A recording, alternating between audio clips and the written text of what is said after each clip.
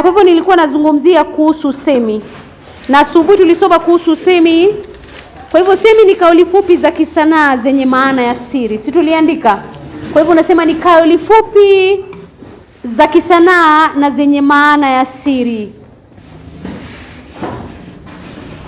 Na mafundisho yake yanakuwa wakati wote yamefichwa.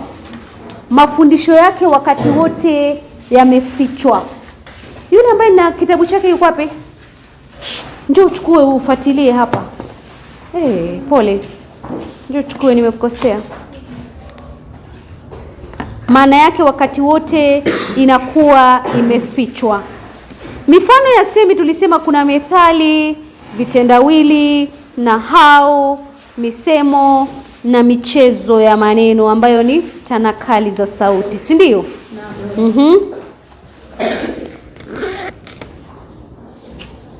Sifa za semi. Kwanza unapata kuwa semi huwa na maana ya ndani. Kama vile ukisema piga kalamu, ina maana kuwa unafuta mtu kazi. Pili, semi hutumia picha. Yaani inatumia ile taswira. Picha, matumizi ya picha ni ile taswira. Ni ile akili unapata kwenye akili baada ya kusoma kazi ya fasihi. Tatu, utegemea utamaduni.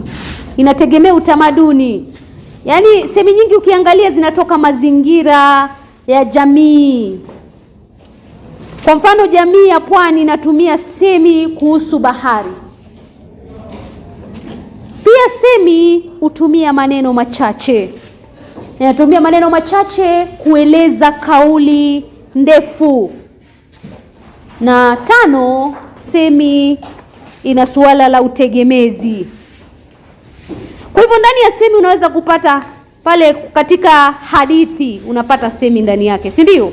Watu katika mazungumzo ndani yake unapata kuna nini? Kuna semi.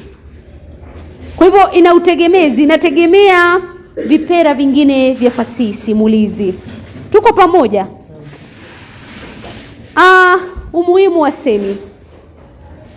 Semi kwanza hutoa mafunzo. Yaani ina maana kuwa hutoa elimu ya maadili na kuwa na tabia njema.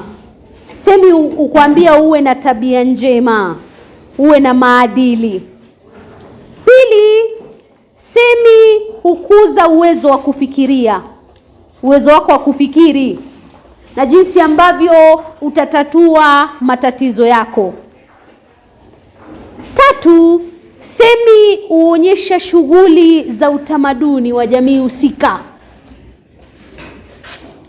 Ni pale ambapo umeambiwa ni kitambulisho. Si unajua na kuelezea kwa namna rahisi, si ndio? Unaelewa? Pia sita, semi uhifadhi na kupitisha desturi za kale kwa vizazi vipya. Yaani inahifadhi ule utamaduni. Tamaduni zako, desturi zako au desturi za jamii. Vizuri sana. Ina maana kuwa uhifadhi, zinahifadhi na kupitisha desturi za jamii kutoka kizazi kimoja hadi kingine. Kwa sababu zikipitisha labda zile semi zinarithishwa kwako na nyanyako, yani ule bibi au babu. Kutoka pale nataka tupige hatua kwa misemo. Msemo ukiona ni mafungu ya maneno yenye maana maalum, nilidokeza leo. Kwa hivyo misemo ni mafungu ya maneno yenye maana maalum. Na ujue kuwa wakati mwingi misemo hutumia picha kuelezea na utoa funzo. Na tumeanza na misemo kwa sababu hicho ndio kipera cha kwanza cha nini?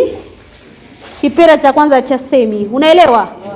Nilikuwa nazungumzia misemo na nimekwambia misemo ni mafungu ya maneno yenye maana maalum.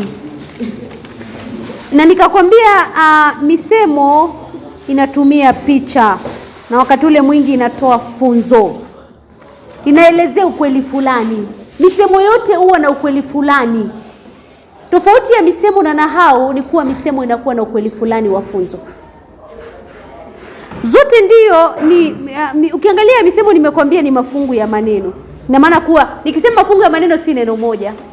Ni mafungu ya maneno ambayo yana ukweli fulani ndani yake.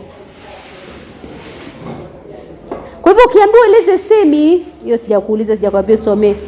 Ni mafungu ya maneno yenye ukweli fulani ndani yake. Na ukweli huo ndio maana nakwambia una funzo. Na asubuhi nilikupa mifano. Nikakwambia wa kwanza ni binadamu. Mfano wa kwanza wa semi ambao nilikwambia binadamu ana nini? Ni udogo, si ndio? Nilikwambia binadamu ni udogo. Kwa hivyo ina maana kuwa anaweza kuumbwa na pia anaweza kufanya nini? Kufa. Sifa za misemo. Kwanza ni mifupi sana. Ukiangalia ni mifupi sana. Haitumii, yani ina maana kuwa haitumii maneno mengi.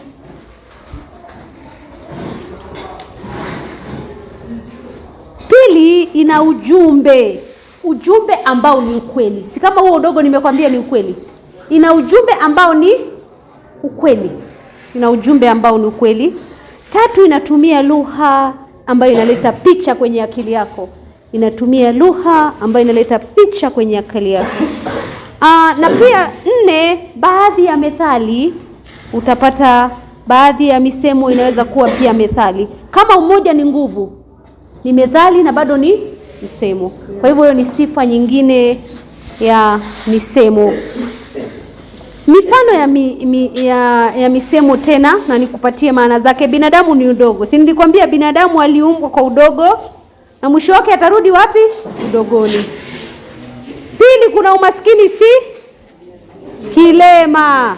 Inasema kuwa umaskini ni hali ya kupita tu, unaweza kubadilika, si kama ulemavu ambao unadumu, si ndio? Haya. Ndio kwanza mkoko ualike. Ndio mwanzo jambo linaendelea na kukua. Ina maana kuwa ndio mwanzo jambo linaanza kukua. Nilikuwa nataka tuweze hapo kufanya zoezi. Fungua zoezi hapo. Uandike hiyo misemo ndio kesho nikupe maana. Andika hiyo misemo ndio kesho nikupe maana.